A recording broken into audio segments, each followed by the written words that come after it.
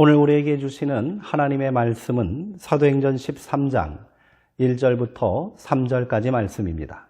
신약성경 208쪽에 있습니다. 이제 제가 하나님의 말씀을 강독하겠습니다. 이것은 하나님의 말씀입니다. 하나님의 말씀에 경청하시기 바랍니다.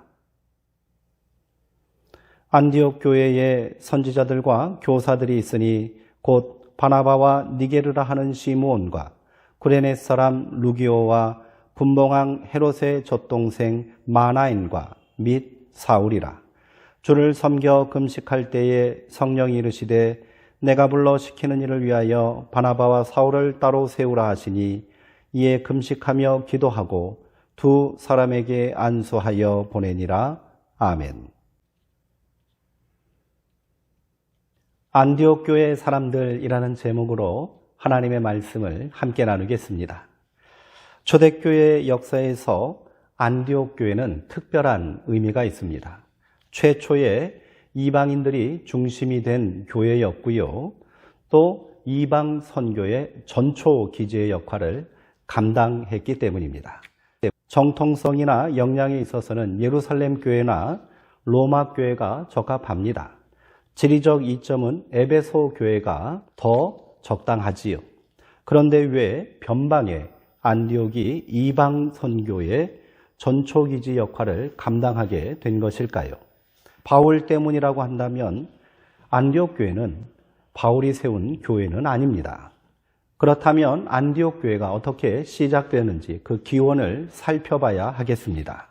안디옥 교회는 스데반의 선교로 시작된 예루살렘의 박해를 피해 흩어진 자들이 고향으로 돌아가는 길에 잠시 들렸던 지역에 세운 교회입니다. 그 지역이 바로 안디옥이었지요. 성령의 역사하심으로 수많은 이방인들이 주를 믿게 되었습니다. 그리고 그 소문을 듣고 예루살렘 교회에서 급히 바나바를 지도자로 파송했지요. 그렇게 시작된 안디옥 교회는 세상 사람들에게 최초로 그리스도인이라는 칭호를 듣게 되었다고 합니다. 이것만으로는 설명이 부족합니다. 그렇다면 왜 이방인 중심의 신생교회가 세계 선교의 전초기지 역할을 감당할 수 있었을까요? 이에 대한 해답의 실마리는 오늘 함께 읽은 13장 1절에서 3절 말씀을 통하여 찾아볼 수 있겠습니다. 본문에는 안디옥 교회 지도자들 명단이 등장합니다. 차례로 그 이름을 살펴보면 바나바, 시므온, 루기오, 마나엔, 사울 이 5명입니다. 아마도 교회의 영향력에 따른 서열을 순서대로 기록한 것일 겁니다. 특별할 것이 없는 것 같은 이 구절에 많은 의미가 담겨 있다는 사실에 주목하시기 바랍니다. 그들의 면모를 차례대로 한번 살펴보겠습니다. 먼저 바나바입니다. 성령 강림 이후 세워진 예루살렘 교회의 초기 역사부터 등장한 인물이지요. 구브로 태생이며 본명은 요셉입니다. 레위 지파 사람이라고 합니다. 그의 별명은 바나바입니다. 바나바는 위로의 아들이라는 뜻입니다. 자신의 밭을 팔아 교회에 헌납한 신실한 사람이라고 사도행전 4장에서는 증언하고 있습니다. 앞선 11장에 다시 그가 등장하고요. 예루살렘 교회에서 안디옥에 교회가 세워졌다는 소식을 듣고 지도자로 파견한 인물입니다. 새롭게 시작한 교회를 든든히 세워가기에 딱 적합한 인물이었던 것이지요. 그러니 안디옥 교회 지도자 서열에 제일 먼저 이름을 올린 겁니다. 두 번째 등장하는 사람은 시므온입니다. 시므온에 대한 정보는 없습니다. 그저 그의 이름 앞에 니게르라는 부연 설명이 달렸을 뿐입니다. 헬라어 니게르는 영어로는 니그로라고 표기됩니다. 흑인을 경멸하며 부르는 단어이지요. 즉 시므온은 흑인이었다는 겁니다. 로마 시대에도 흑인은 대부분 노예나 용병 또 미개인 취급받던 하층민이었습니다. 다음으로 등장하는 인물은 루기오입니다. 그는 구레네 출신입니다. 구레네는 아프리카 변방의 소외된 지역입니다. 루기오 또한 시므온처럼 당시 천대받던 하층민이었을 것입니다. 네 번째 인물은 마나엔입니다. 이 이름은 무나헴이라는 유대식 이름을 헬라식으로 표기한 것입니다. 이로 미루어 마나엔은 유대인이었음을 알 수 있습니다. 또한 헤롯의 젖동생이었다라고 하지요. 이는 헤롯과 함께 어려서부터 형 동생하며 자란 사이라는 말입니다. 헤롯은 당시 유대를 통치하던 왕이었지요. 그러므로 마나엔은 당대 유대 사회 최고의 권력자이거나 명문 귀족 출신이었을 가능성이 굉장히 높습니다. 이쯤 살펴봐도 안디옥 교회가 어떤 공동체였는지를 짐작할 수 있습니다. 그들은 당시 사회적 편견과 차별, 금기를 깬 그리고 인종과 신분을 뛰어넘는 아주 파격적인 공동체였다는 사실을 알 수 있습니다. 마지막으로 등장하는 이름은 사울입니다. 대수롭지 않게 넘길 수 있지만 이 사실은 매우 충격적인 겁니다. 안디옥 교회는 11장에서 살펴보았듯이 스데반의 순교로 시작된 예루살렘의 박해를 피해 흩어졌던 무리들이 세운 교회입니다. 사울은 이 박해의 역사에서 박해자들의 편에 서서 누구보다도 가장 열심으로 교회를 박해하고 기독교인들을 탄압했던 자들 아닙니까? 교회의 원흉과 같은 인물입니다. 당시 청년 사울은 스데반의 순교 현장에 있었고요. 그가 죽는 것이 당연하다라고 생각했던 사람입니다. 그리고 위협과 살기가 등등하여 대제사장을 직접 찾아가서 예수 일당을 모조리 색출하여 잡아드리겠다라고 길을 나섰던 사람입니다. 교회의 입장에서 보면 원수와 같은 악랄한 바리새인이었던 것입니다. 다메섹 회심으로 기독교인이 되었다고는 하나 교회는 여전히 그를 의심의 눈초리로 바라보았고요. 회심 후 다메섹을 중심으로 한 초기 전도에 실패하고 고향으로 내려가 10여 년의 시간 동안 칩거하며 지냈던 인물입니다. 사울의 회심은 기독교인들에게도 당황스러운 일이었지만 당시 교회를 박해하던 유대인들에게도 불순하고 위험한 인물이지요. 이렇게 사람들의 기억 속에서 잊혀져 가고 있던 인물을 바나바가 찾아가서 안디옥으로 함께 데려온 것입니다. 안디옥 교회 교인 중에는 사울에게 실제적으로 위해를 당한 사람도 있었을 것입니다. 형제나 가족을 잃은 사람도 있었겠지요. 원수와 같은 사울입니다. 이 사람을 용서하고 지도자로 섬긴 교회가 바로 안디옥 교회입니다. 성도님들이 잘 아시는 대로 이 사울이 훗날 기독교 역사에서 가장 중요한 바울입니다. 이처럼 안디옥 교회는 예루살렘 교회에서 인정받는 신실한 신앙인, 천대받던 노예와 변방의 하층민, 유대 사회의 최고 권력을 누리던 명문 귀족, 그리고 실제적인 상처와 고통을 준 박해자를 지도자로 세운 교회입니다. 당시 사회적 편견과 차별, 인종과 귀천을 넘어선 모범적인 교회이지요. 더 나아가 화해와 용서를 이룬 십자가의 놀라운 공동체였습니다. 이러한 지도자들의 면모를 봐도 안디옥 교회가 얼마나 예수 정신을 잘 실천하고 십자가의 사랑과 화해의 역사를 이룬 교회인지를 짐작할 수 있습니다. 하나님께서는 이러한 이유로 해서 안디옥 교회를 이방 선교의 전초 기지로 삼으신 것이지요.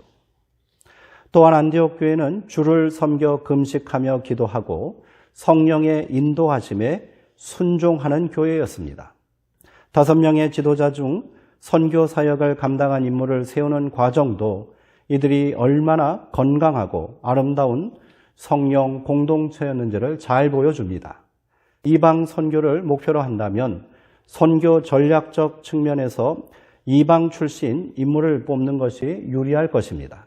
그러나 안디옥 교회는 자신들의 생각과 판단이 아닌 성령의 인도하심에 따라 바나바와 사울 2명의 유대인을 선교사로 세웠고요. 또 파송하였습니다. 이 모든 과정에 그들이 얼마나 간절히 기도했는지는 성경이 잘 보여주고 있지요. 그들은 금식하고 기도했고요. 하나님의 뜻을 구했습니다. 교회를 결정하고 진행하는데 기도로 모든 것을 시작하고 또 준비하였다는 겁니다. 이처럼 기독교 역사 초기 안디옥 교회는 하나님의 선교사역을 감당할 만한 충분한 자격이 있는 교회였던 겁니다. 그들이 재정적으로 넉넉하고 누구에게나 인정받을 만한 탁월한 인물이 넘쳐나서 지리적으로나 역사적으로 교회의 역사를 주도할 만한 위치에 있지 않았지만 하나님은 안디옥 교회를 선택하셨습니다. 그 이유는 바로 그들이 얼마나 예수 그리스도와 십자가 정신에 충실하였나를 보면 알 수 있습니다. 오늘 하나님께서는 또 다른 안디옥 교회를 세우시길 원하십니다. 우리 수정동 교회가 이 땅에 안디옥 교회가 되기를 소망합니다. 먼저 우리 교회는 차별과 편견을 깨는 공동체가 되어야 할 것입니다.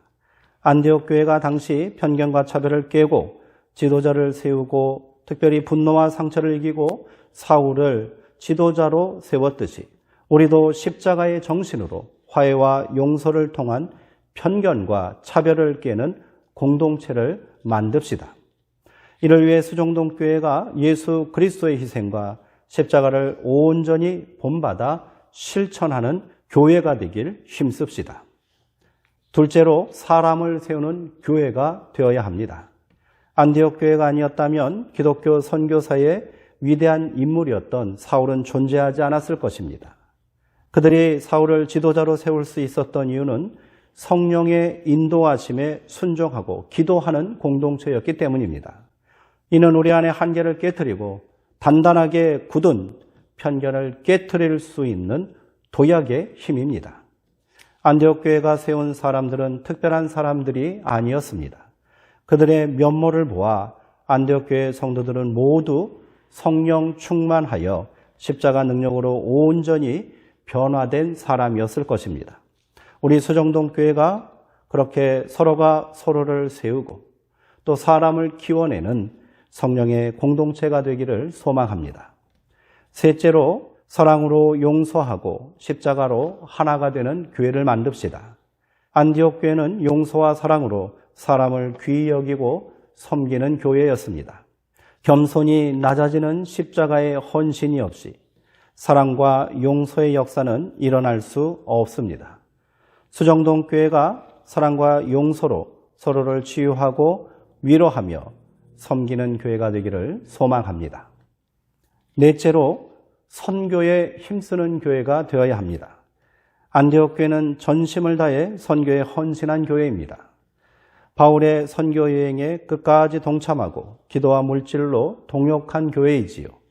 교회의 존재 이유가 선교이고 복음 전파이기에 이를 게을리하지 않고 교회의 제일 목표로 실천했습니다. 우리 수정동 교회가 마지막 때에 이 거룩한 명령을 감당하는 능력 있는 교회가 되길 소망합니다. 오늘은 수정동 교회에 귀한 일꾼 2명을 세우는 날입니다. 성도님들도 기도로 많이 준비하셨을 겁니다. 무엇보다도 하나님께서 택하신 신실한 일꾼들이 세워질 수 있도록 마음을 모아 공동의회에 참여해 주시기 바랍니다. 이렇게 세워진 일꾼들을 통하여 우리 수정동 교회가 안디옥 교회 같은 모범적인 믿음의 공동체가 되고요. 예수 정신과 선교의 사명을 온전히 실천하는 교회로 거듭나게 되기를 소망합니다. 함께 기도하시겠습니다. 사랑과 은혜가 많으신 하나님 감사합니다. 안디옥 교회를 세계 선교의 전초 기지로 세우신 하나님의 섭리와 하나님의 경륜을 찬양합니다. 우리 수정동 교회도 안디옥 교회를 본받아 하나님께 귀히 쓰임받는 능력 있는 교회가 되기를 소망하오니 주님 우리 가운데 함께하여 주옵소서. 그렇게 편견과 차별을 깨트리고 사람을 세우고 또 선교의 귀한 일에 헌신하는 교회가 되게 하여 주옵소서. 70년의 역사를 지나 새로운 미래를 준비하고 있는 우리 수정동교회가 더욱더 힘써 하나님 나라 확정에 헌신하게 하시고 성도들 모두가 마음을 모아 예수 그리스도의 십자가와 하나님의 온전한 사랑을 전파하는 자들 되게 하옵소서. 예수님의 이름으로 기도하옵나이다. 아멘.